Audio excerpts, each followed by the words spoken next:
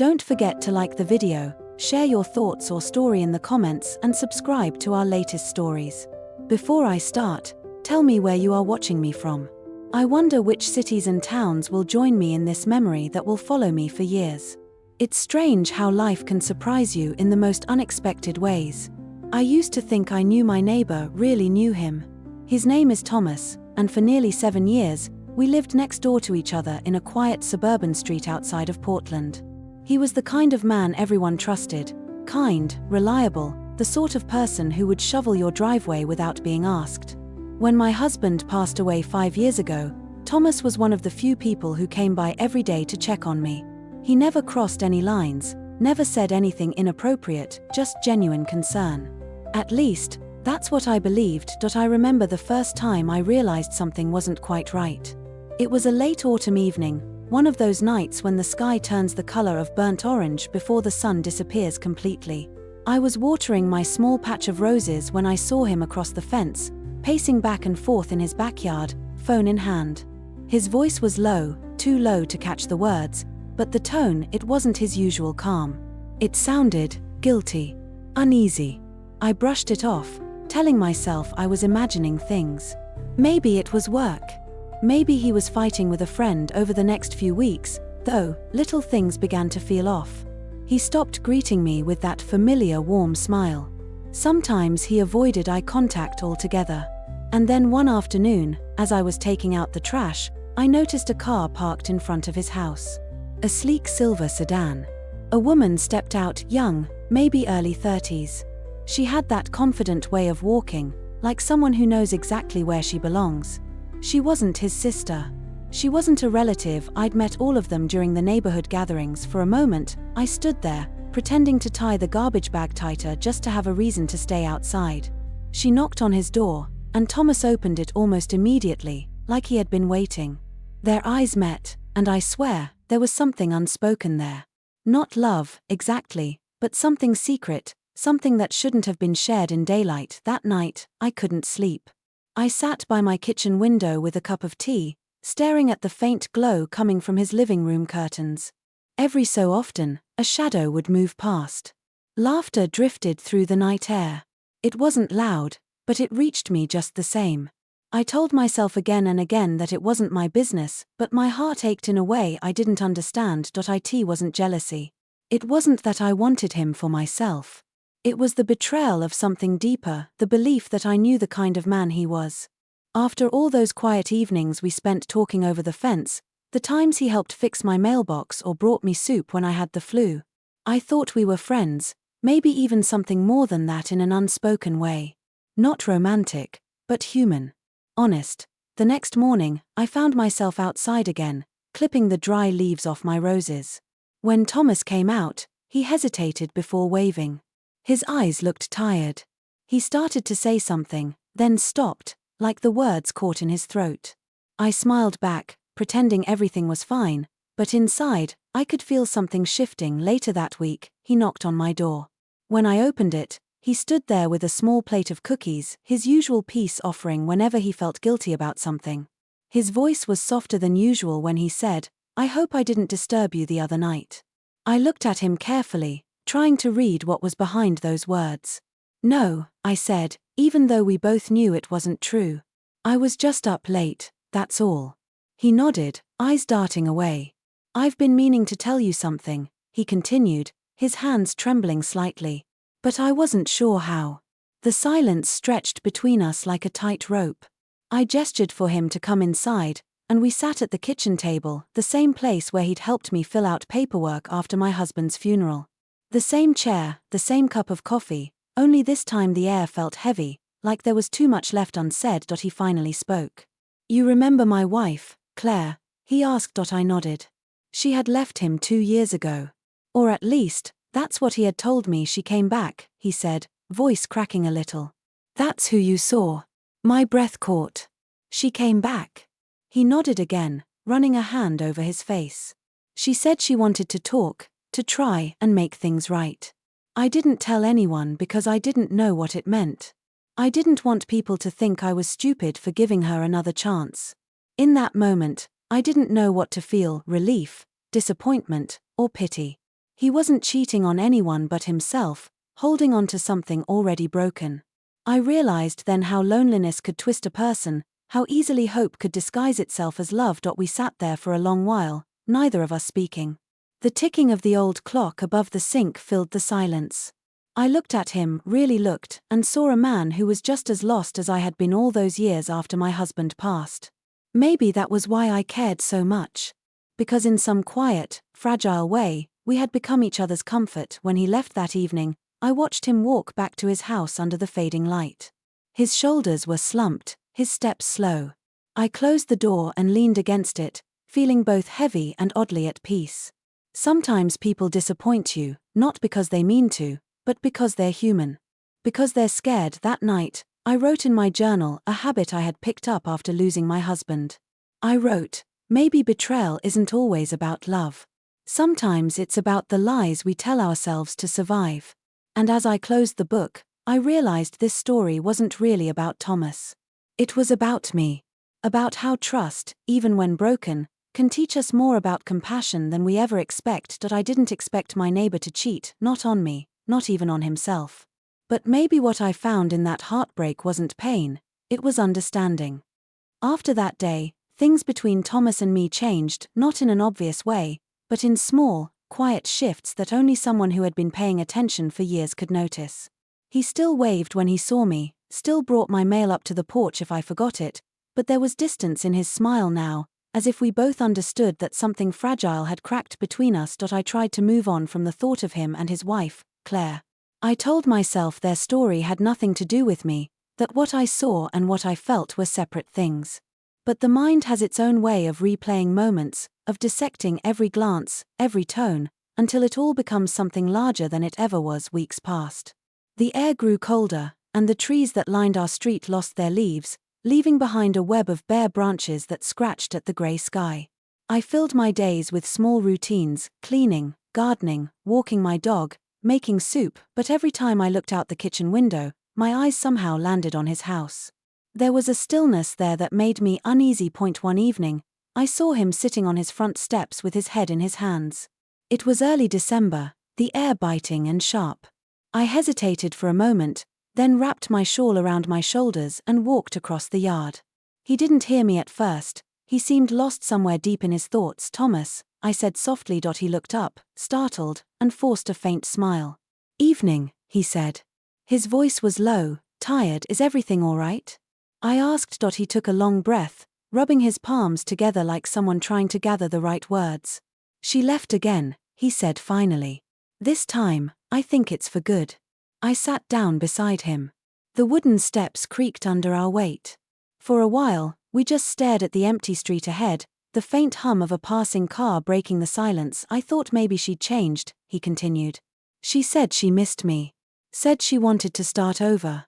But she only came because she needed money. As soon as I told her I couldn't help, she was gone.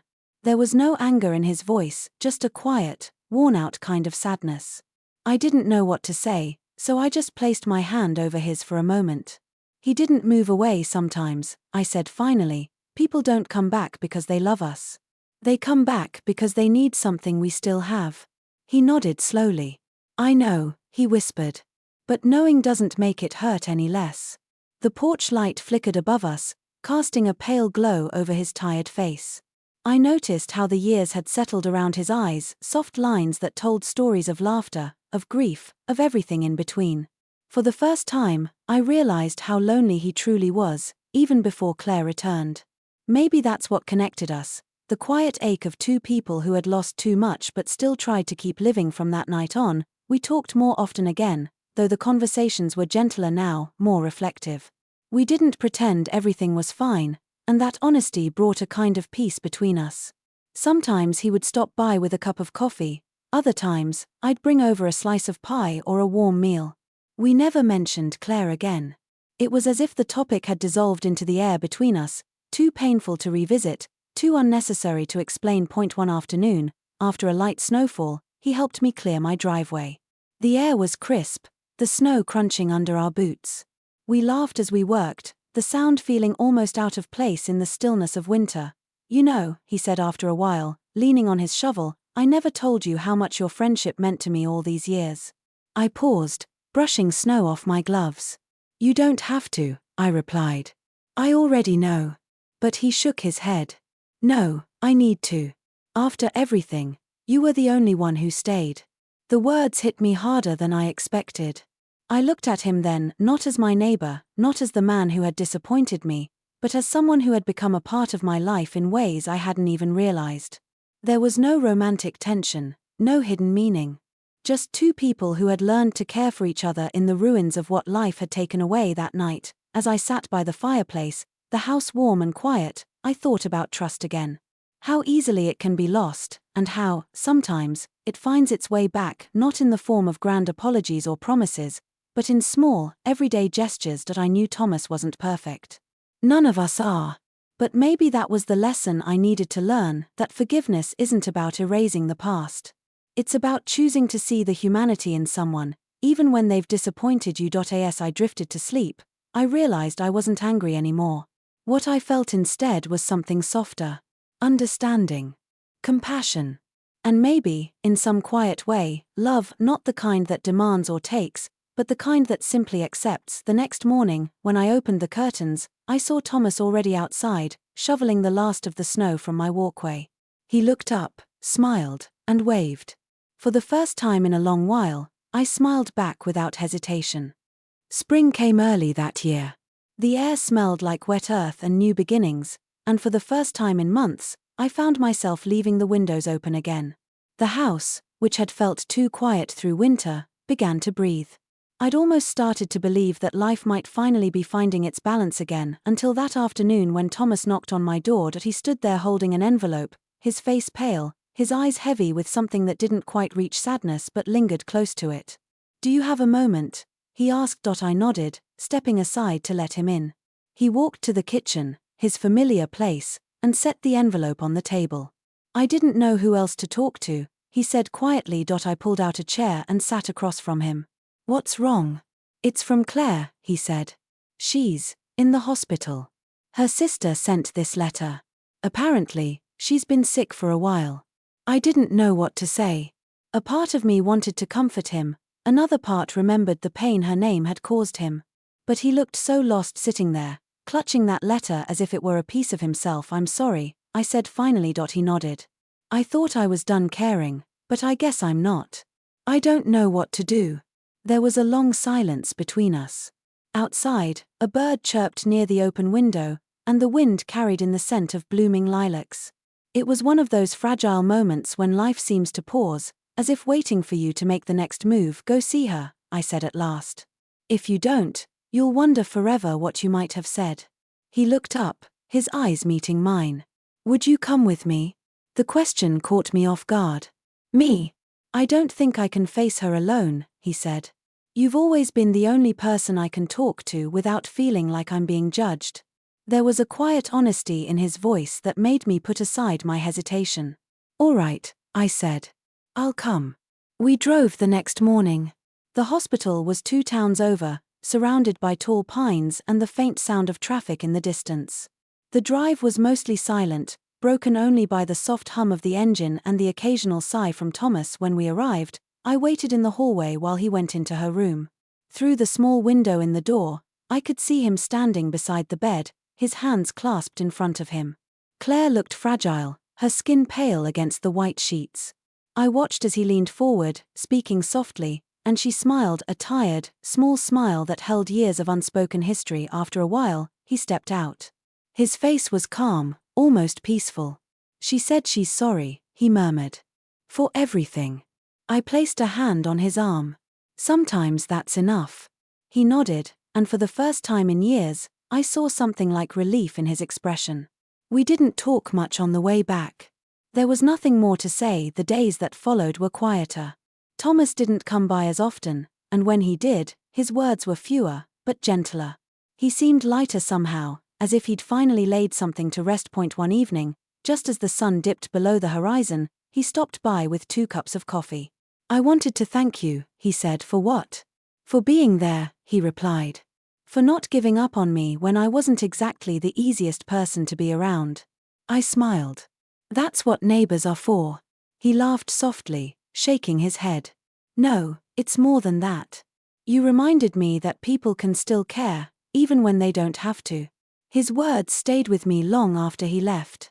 That night, I sat by the window again, watching the porch light flicker across the yard between our houses. I thought about how strange life was, how it takes people in circles, breaking them, healing them, and somehow connecting them again in ways no one can predict. A few weeks later, Thomas told me Claire had passed away. He said it quietly, without tears, almost like he was telling me the weather. She went peacefully, he said. I think she finally found her peace. Maybe I did too. After that, he spent more time outside, fixing the fence, tending his small garden, waving at neighbors as they passed. He looked different now. Not happier, exactly, but freer. One afternoon, I joined him outside as he planted a row of flowers along the edge of his yard. Lilies, he said, smiling faintly. Claire's favorite. I thought maybe I'd plant something to remember the good parts. I knelt beside him, digging my hands into the cool soil. That's a beautiful thing to do, I said. He looked at me then, his eyes soft. You know, you've been the only real constant in my life these past years. I don't think I ever thanked you properly. You don't have to, I replied, brushing dirt off my palms. I've learned a lot from you too. And it was true. I had learned that grief and forgiveness could live side by side, that kindness could come even from broken places. That evening, as I watched the sunset paint the sky in soft golds and pinks, I felt something shift inside me. For the first time in years, I didn't feel like I was waiting for something to change. I just felt present.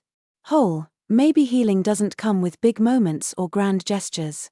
Maybe it's found in the quiet act of planting something new where something old once ended. As the light faded, Thomas waved goodbye from his yard, and I waved back.